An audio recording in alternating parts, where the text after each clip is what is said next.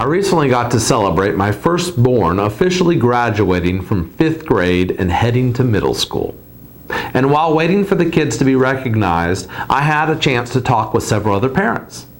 With school about to be out for the summer, the natural tendency was for people to ask, "Where are you going on vacation this year?"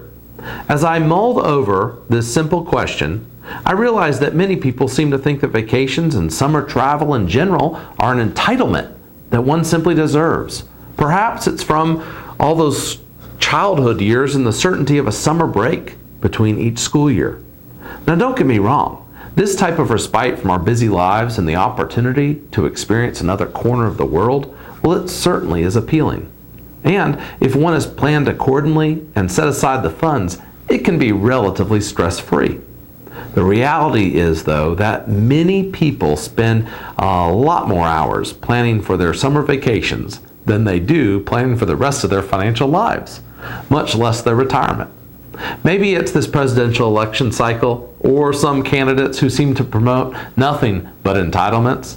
But it seems to me that more and more people are thinking it's normal to travel whenever you want to travel and drive whatever car you want to drive without any repercussions, financial or otherwise. Every decision you make financially does in fact influence some part of your life. Whether it's vacationing with money you should be stocking away in your emergency fund, buying your first home when perhaps you should be paying off those student loans, and yes, student loans are consumer debt, or taking that money that you should be maxing out your retirement funds with to hit that goal of retiring at 65, and instead buying a luxury sports car and calling it a midlife crisis. We do hear that from time to time.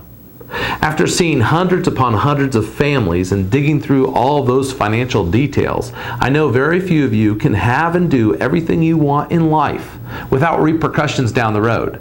And it's not just about making more money. It's about living within your means. And once you've mastered that, and trust me, I know that it can take years, determining whether you want to spend your money on travel, a bigger house, an earlier retirement, or making memories with your family. The key here is that there is no one right answer. It comes down to your personal choices and what you want for your family. There's a general misunderstanding with new clients who come in that we perform financial planning based on certain rigid rules that can never be broken. Now, if all of you had the exact same situation, we might be able to categorize you in a particular box, put you on a shelf.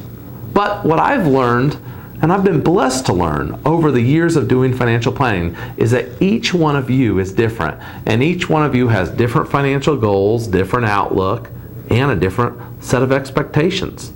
And you don't fit by any means in a box. If we were to try to apply general financial principles to you in a rigid manner, I think a good number of you probably wouldn't make any progress.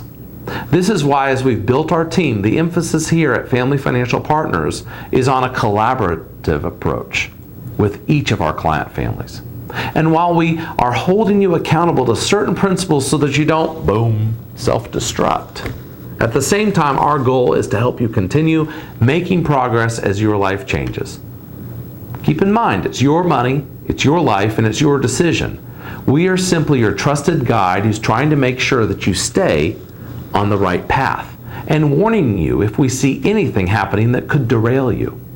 As you consider what trips you're going to take this summer and the level of financial commitment to each of those getaways, please, please, please, take the time to consider what the end goal of each of those vacations is. If you're heading to the beach with your family, there are all sorts of beaches at all sorts of price points.